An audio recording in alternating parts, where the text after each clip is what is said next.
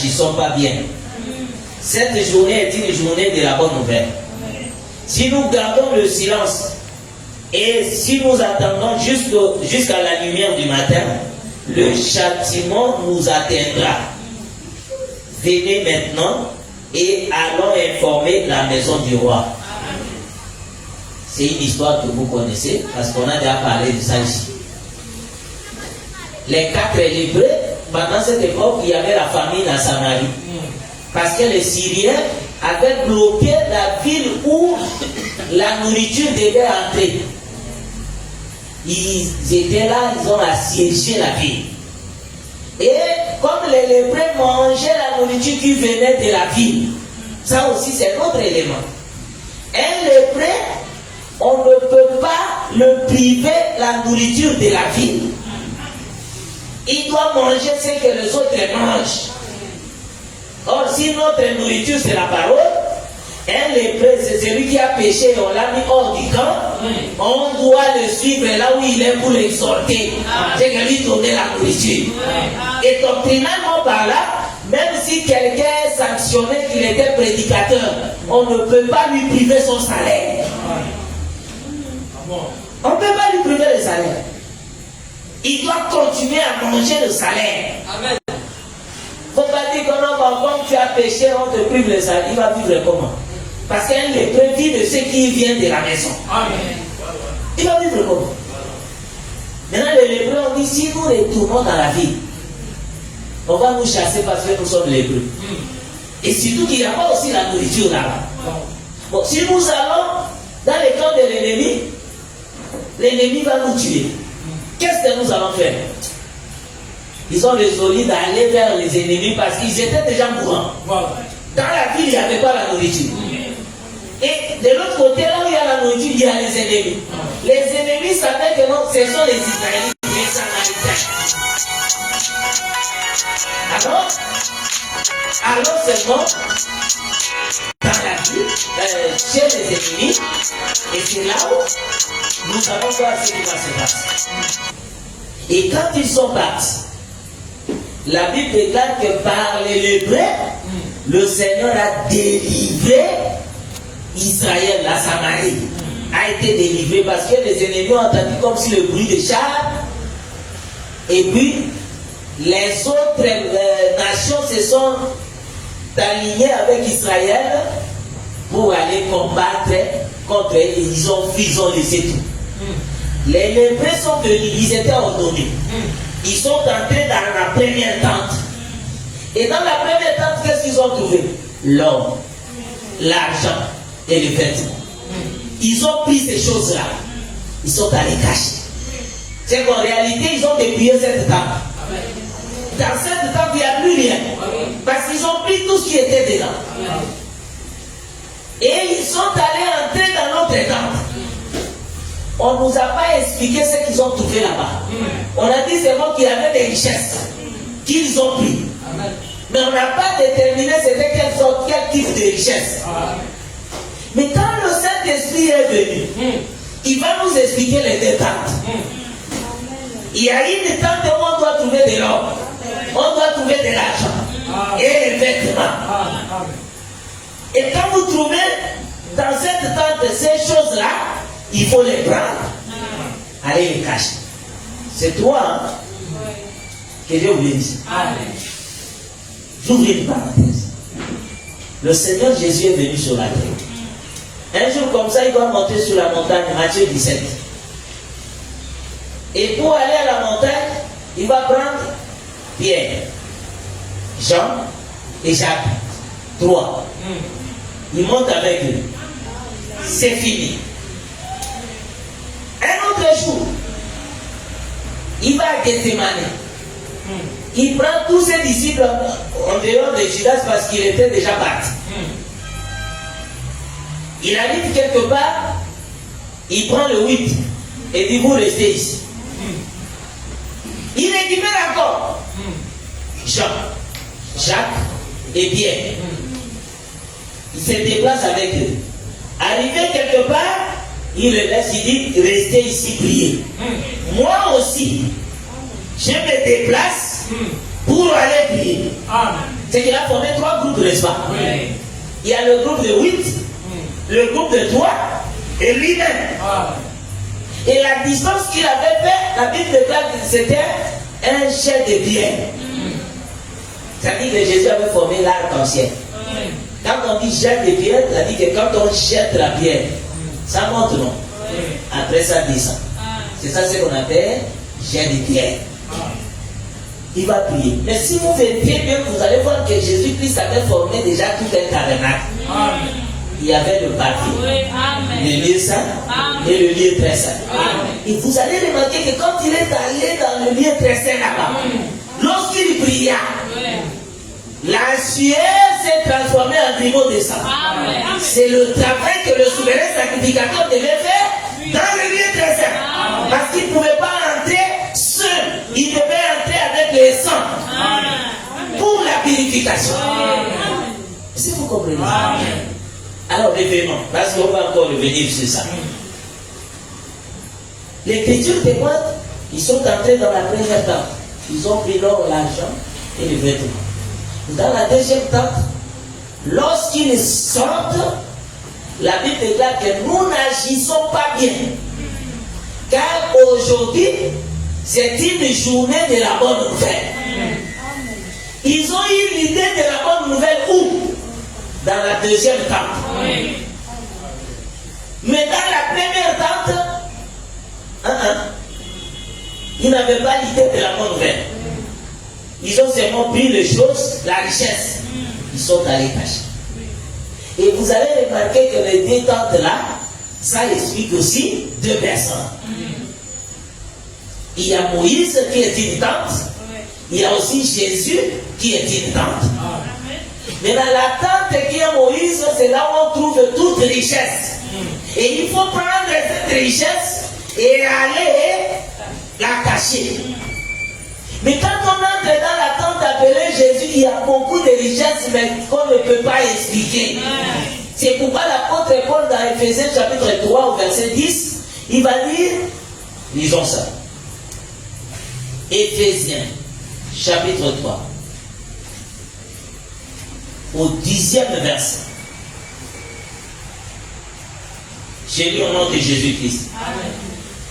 Afin que les dominations et les autorités dans les lieux célestes connaissent aujourd'hui par l'Église la sagesse infiniment variée de Dieu.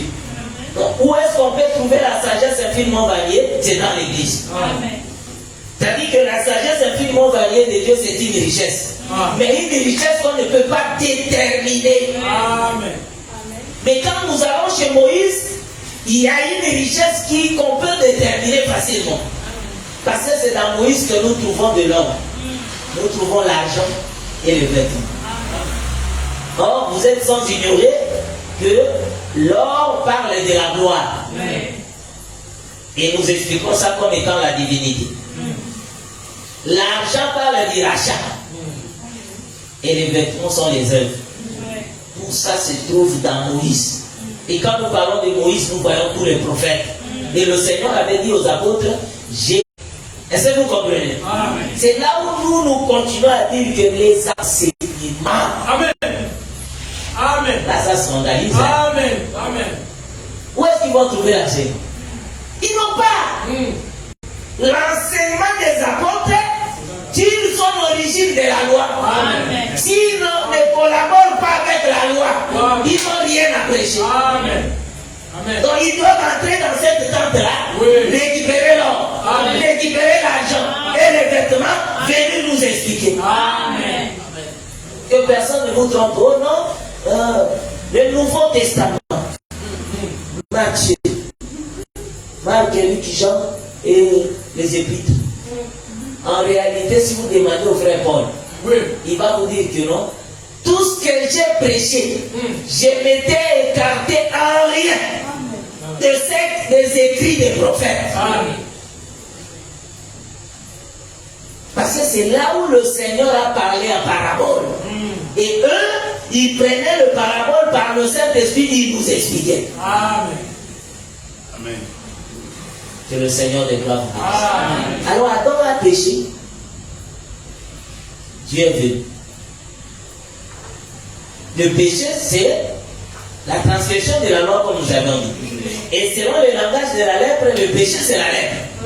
Donc, la maison qui est à Adam est atteinte de la lèpre. Il faut que le sacrificateur vienne. Or, qui est le sacrificateur qui était venu dans le jardin? Dieu lui-même. Il s'est présenté comme le sacrificateur. Or, la Bible a déclaré dans Lévitique 14 que si la maison est atteinte de la lèpre, la personne qui était dans la maison doit faire quoi? Il doit sortir et laisser la maison parce que cette maison est devenue, est atteinte de la lèpre. Elle doit laisser cette maison. Maintenant, celui qui doit s'occuper de la maison, c'est le sacrificateur. Or, si Adam est une maison, la Bible déclare que nous, tous ceux qui sont sortis d'Adam, ils étaient aussi dans les péchés pareils qu'Adam. C'est que nous étions dans la maison appelée Adam. Lorsque cette maison est atteinte de la lèpre, étant à l'intérieur, nous étions aussi devenus des lépreux. Mais la venue du Seigneur était pour purifier la maison. Maintenant, comment il doit purifier la maison? Il faut qu'il vienne avec 2 oiseaux parce que Jésus c'est le sacrificateur. Il doit venir avec 2 oiseaux. Il y a 2 tourterelles pour la purification de la maison. Dans la Bible, nous avons constaté que ce sont 2 oiseaux. Mais le Saint-Esprit va nous faire comprendre que les 2 oiseaux ne sont qu'un seul. Parce que Jésus-Christ est présenté comme un animal. Il est présenté aussi comme un oiseau. C'est comme Joseph en Égypte. Il était en prison, n'est-ce pas? Joseph est rentré en prison. Étant dedans, il a trouvé 2 personnes. C'était les panetiers et les chansons. 2 personnes qui étaient aussi emprisonnés. Mais les 2 là travaillaient dans la cour royale, dans le palais royal. Joseph, étant dans la prison, on lui a remis la charge de ces 2 là. Dans la même nuit, les 2 ont eu chacun un songe. La même nuit. Le matin, leur visage était abattu. Joseph les a regardés. Il dit, mais qu'est-ce qui se passe?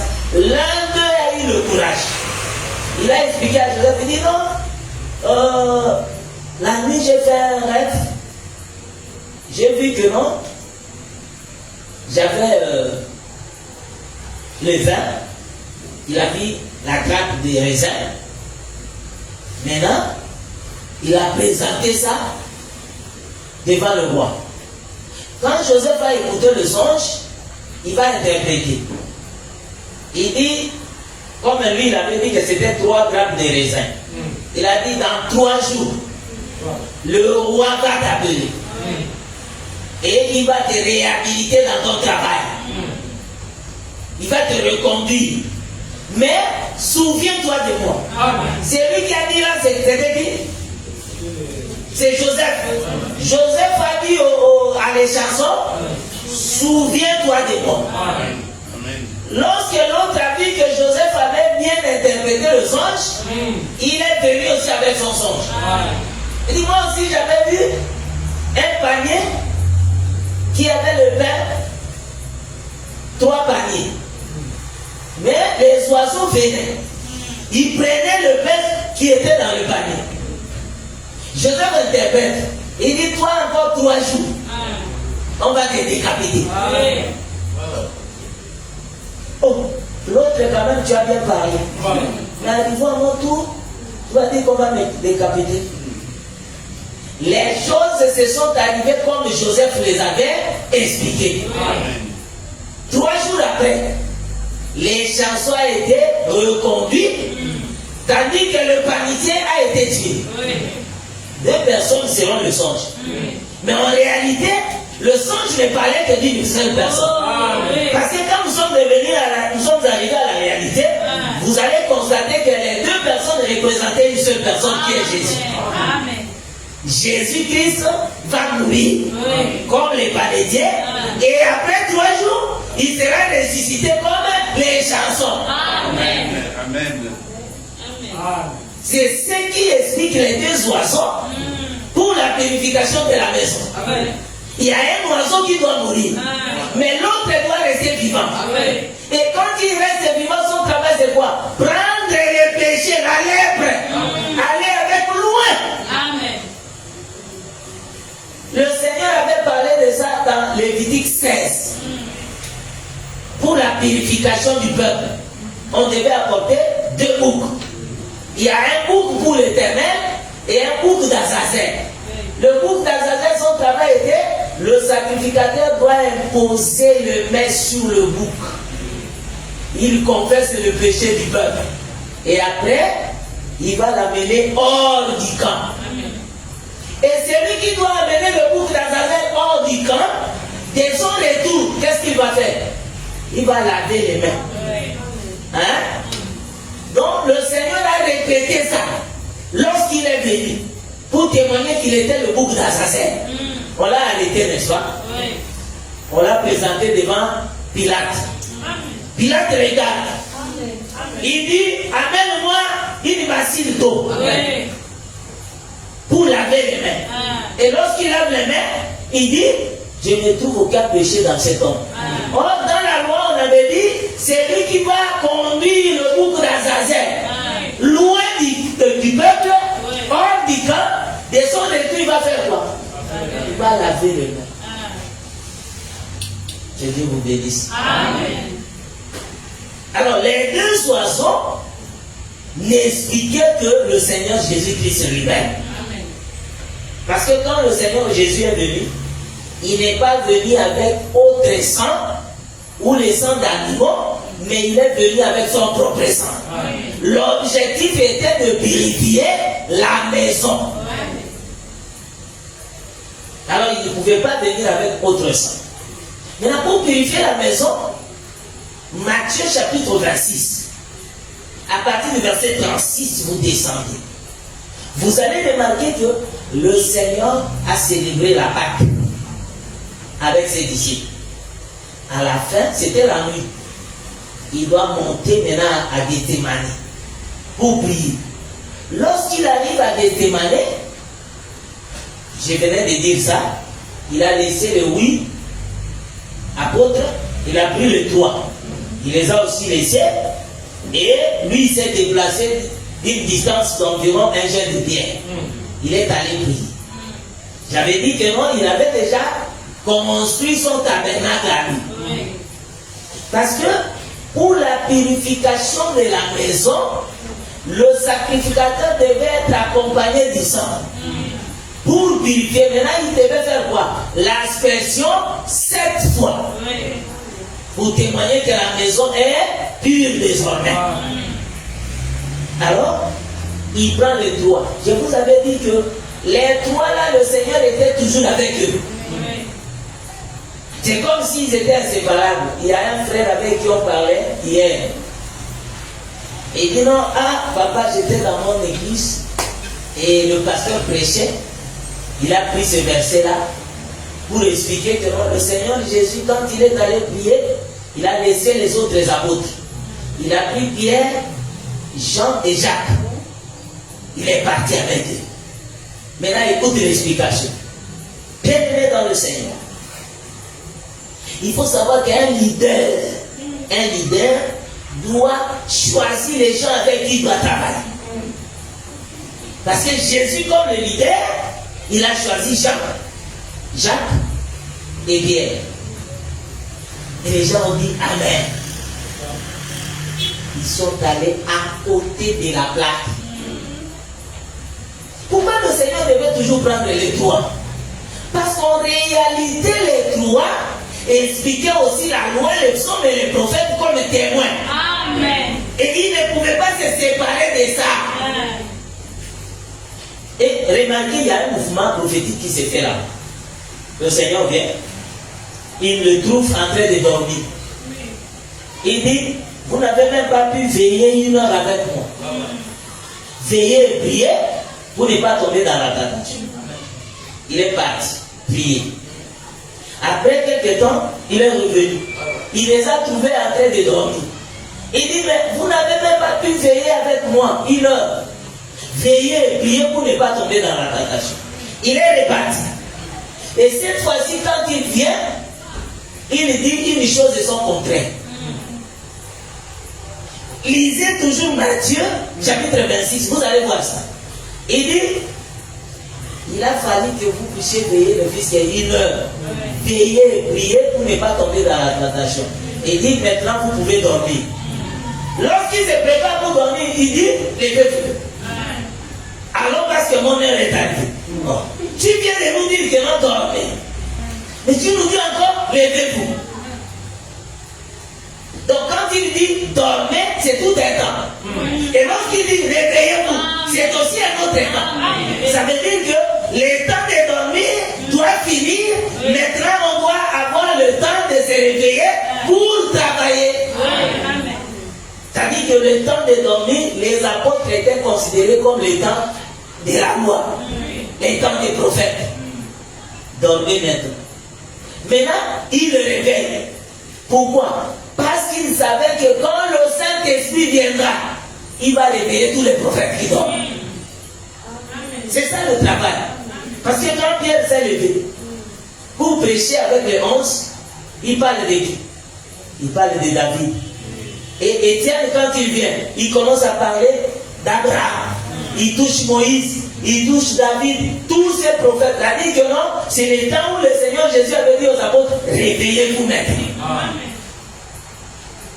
Est-ce que c'est clair? Amen. Alors le Seigneur Jésus-Christ étant le sacrificateur, qui ne pouvait pas partir avec les sangs étrangers, mais avec son sang propre, il s'est déplacé, il a commencé à prier. La Bible déclare que sa sueur était devenue comme les grumeaux de sang. À partir de là, nous comprenons que lui, comme il avait déjà construit son tabernacle, étant le sacrificateur, il devait se retrouver dans le lieu très saint avec les sangs pour la purification. Et vérifiant dans les Écritures, Jésus comme étant le sacrificateur, le souverain sacrificateur d'après Hébreux 9, il dit que non, il ne pouvait pas venir avec les sangs étrangers, mais il devait venir avec son propre sang. Et pourquoi son propre sang? Parce que les sangs étrangers avaient la corruption. C'est pourquoi Jésus ne pouvait pas avoir le sang adamique. C'était un sang corrompu. Mais il devait avoir son sang propre parce que le sang de Jésus était pur. C'est le sang qui devait purifier. Mais le sacrificateur doit faire l'aspersion 7 fois. Si nous vérifions bien dans les Écritures saintes, vous allez remarquer que Jésus aussi a fait couler le sang 7 fois. Ça d'abord dans la connaissance des Écritures. Commençant par Gethsémane. Sa sueur s'est transformée en grumeau de sang. Si nous comptons ça nous avançons. On lui a fabriqué la couronne d'épines. Lorsqu'on place ça sur la tête, le sang doit couler, non? 2. Lorsqu'on prend ses mains, on met une pointe ici, le sang doit couler. Et de l'autre côté, le sang aussi doit couler. Ça fait 4 déjà. Les pieds. 5 et 6. Parce qu'il y a 2 pieds. Ça fait 6. Et le militaire là vient aussi percer le côté. Les sangs aussi doivent couler. Ça fait combien? 16. Amen. Ça c'est par rapport à la connaissance des Écritures comme ça. Mais quand nous montons dans la pensée de Dieu, nous allons dire que les sangs qui devaient être versés sur le propitiatoire 7 fois expliquaient les 7 paroles que Jésus devait prononcer à la croix. Amen. Amen. Parce que l'objectif de ces paroles c'était quoi? La maison soit purifiée. Amen. Mais quand vous allez vérifier le sacrificateur, lorsqu'il faisait l'aspersion 7 fois, il n'y avait pas de parole. Il ne parlait pas. Mais il faisait seulement le signe. Il prend le sang, il met 1 fois, 2 fois, 5 fois, 6 fois, 7 fois. C'est fini, il sort, c'est qu'il a purifié. Mais en réalité, la façon de travailler là, les signes qu'il faisait, il expliquait qu'il y aura un souverain sacrificateur qui viendra et il va aussi purifier la maison. Amen. La maison qu'il va purifier, il doit faire cette purification 7 fois. Amen. Mais les 7 fois, ce sont les paroles qu'il va faire sortir. Amen. Pour que la maison soit purifiée. C'est pourquoi vous allez voir le Seigneur, quand il est monté à la croix, il ne pouvait pas garder silence. Lorsqu'on les tapait, il ne parlait pas. Lorsqu'on les conduisait jusqu'à Golgotha, il ne parlait pas. Mais quand il est monté, il commence à parler. Ça veut dire que ce n'est pas la parole que nous sommes purifiés. S'il n'y a pas la parole, il n'y a pas la purification. Bien aimé, la parole purifie, la parole guérit, la parole reconduit, la parole réhabilite la vie. Amen. La parole restaure l'âme. C'est qu'aujourd'hui, on n'a pas besoin de beaucoup de choses. On n'a pas besoin de cérémonies. On n'a pas besoin de rituels. Mais on a besoin d'écouter la parole parce que c'est la parole qui purifie. C'est la parole qui guérit. Jésus-Christ avait dit, allez, guérissez les malades. C'est ce qu'il avait dit aux apôtres. Il n'a pas dit aux apôtres, allez, faites des rituels pour la guérison des gens. Oh non, quand tu viens à l'église, il faut faire des sports. Pour la délivrance des gens, il faut leur faire des sports. Bien aimé, il y a certaines choses qui se font aujourd'hui. Ce n'est pas la parole de Dieu. Oh non, j'ai été inspiré. Bon, tu as été inspiré. Là, on peut quand même tolérer. Parce que tu as dit que c'est une inspiration. Mais si ça commence à devenir une habitude, ce n'est plus l'inspiration. L'inspiration, c'est quelque chose qui se fait une fois. Oui. Non, bon. Lève-toi. Mets la main dans la tête. Mets la main sur la tête. Tu mets. Commence à tourner. Tourne. Toi aussi, tu as mis la main, tu commences à tourner. Tu sais ce qui va t'arriver, non? Ce sont des vertiges. Et pendant qu'il te dit tourne, là, lui dit, Seigneur, merci, agis. Tourne, agis, Seigneur. Alléluia. Lorsque tu tombes, il pense que non, c'est la puissance. Ça, c'est pas la puissance. C'est le vertige. Tu vas voir quelqu'un qui impose la main sur quelqu'un, alors il impose la main en appuyant fort. Et quand il appuie comme ça, la personne a senti mal, il se laisse tomber et dit, gloire à toi Seigneur. Le Seigneur agit, il est là. Il n'est pas là. Le Seigneur n'a jamais dit ça. Le Seigneur a dit, guérissez les malades. Par quoi? Par la parole. C'est seulement la parole.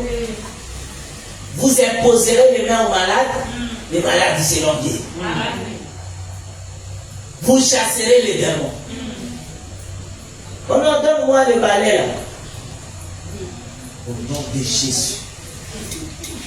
Au nom de Jésus. Et les gens tombent aussi. Et puis moi ça m'étonne. Quelqu'un tombe parce que on lui a balayé. Le Seigneur nous a dit c'est par la parole. Parle. Remarquez, il y a deux mouvements. Dans le livre d'Exode, chapitre 17. Vous allez voir que le Seigneur dit, comme Israël avait soif, Israël est venu auprès de Moïse. Il dit, Moïse, nous avons soif. Nous allons mourir, nous, avec nos bétails et nos hommes. Pourquoi tu nous as amenés ici? Si tu ne nous donnes pas de l'eau, nous allons te lapider. Moïse va vers le Seigneur et dit, dans peu de temps, ce peuple va me lapider. Le Seigneur, qu'est-ce qu'il dira? Il dit, prends la verge avec laquelle tu avais frappé les eaux du Nil.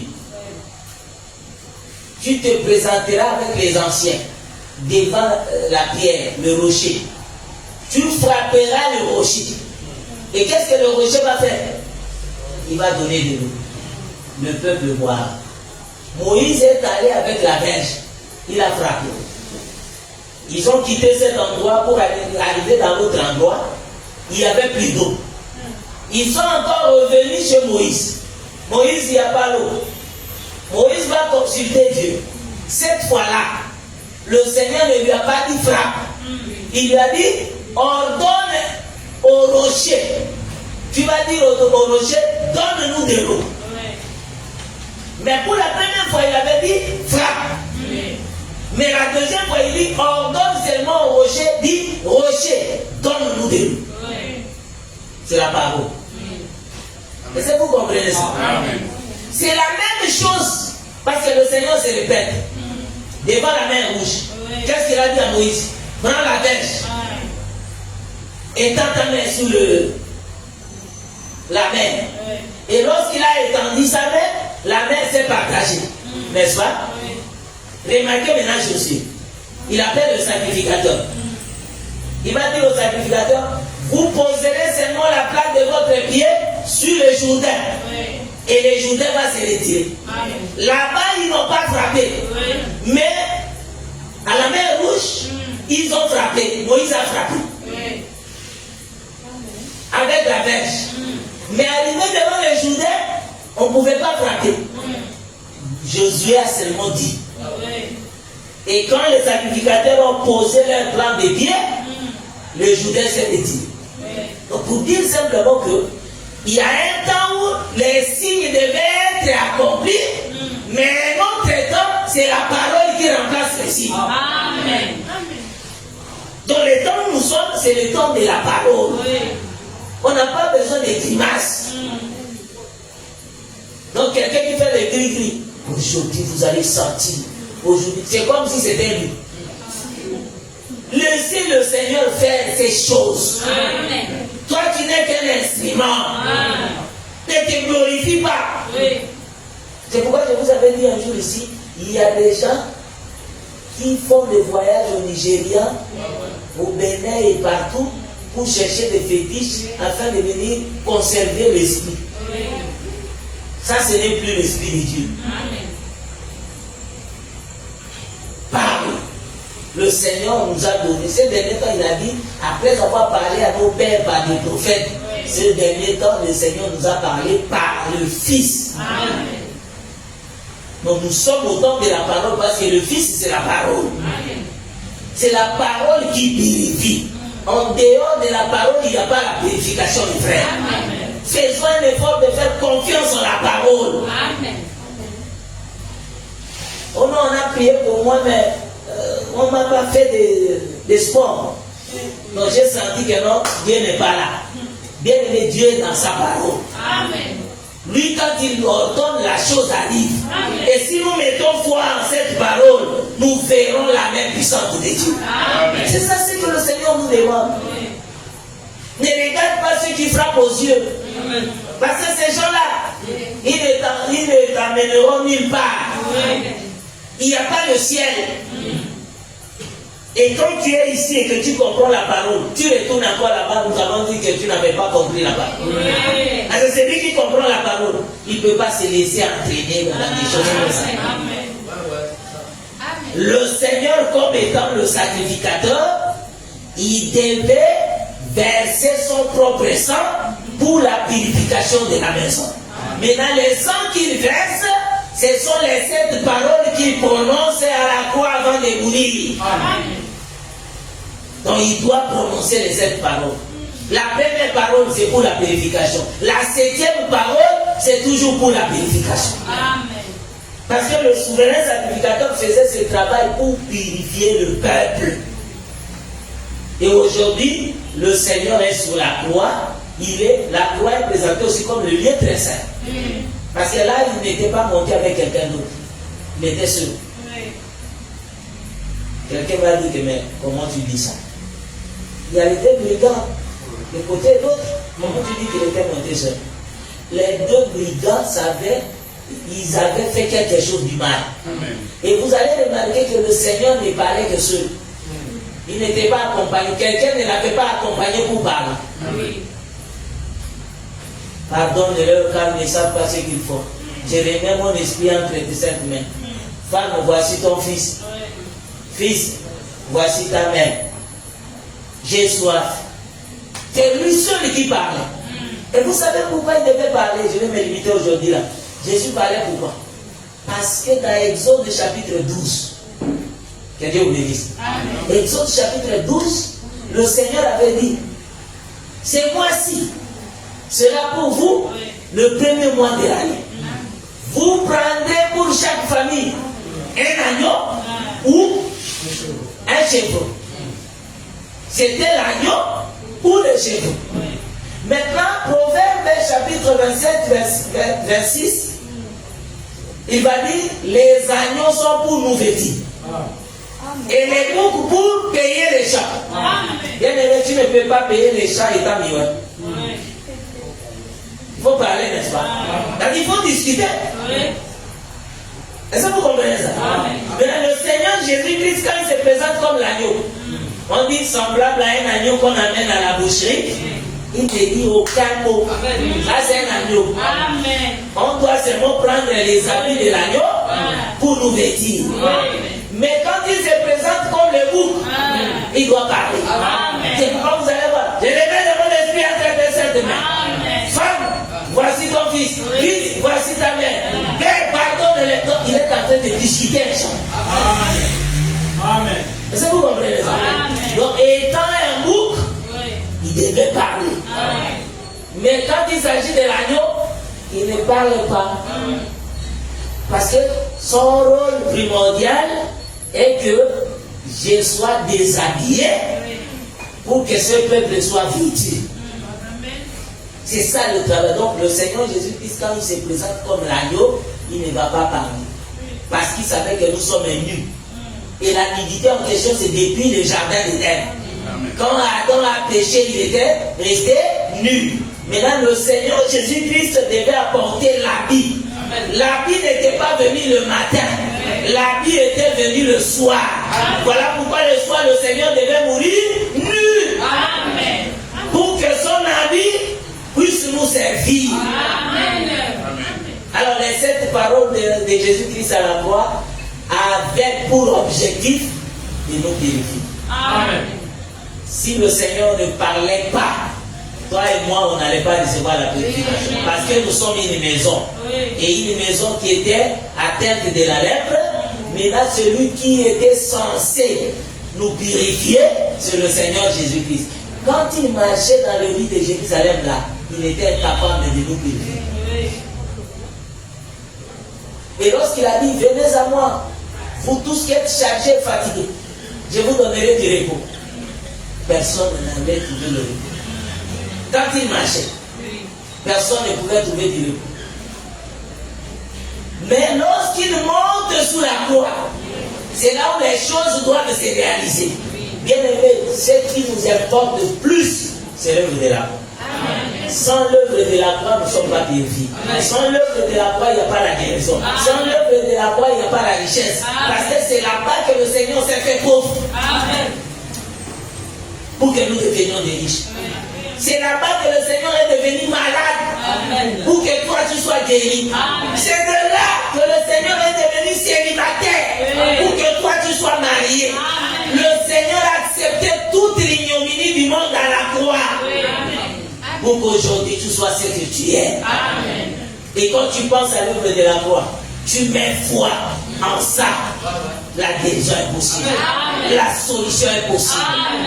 Ne crois pas qu'il y a une autre personne qui viendra te donner la solution. Ne crois pas que non, quelqu'un tombera du ciel pour te donner la solution à ton problème. C'est quand tu penses et tu crois à l'œuvre de la croix, là où le Seigneur devait parler 7 fois pour ta purification et tu es guéri. Que le Seigneur de gloire vous bénisse sur le chemin.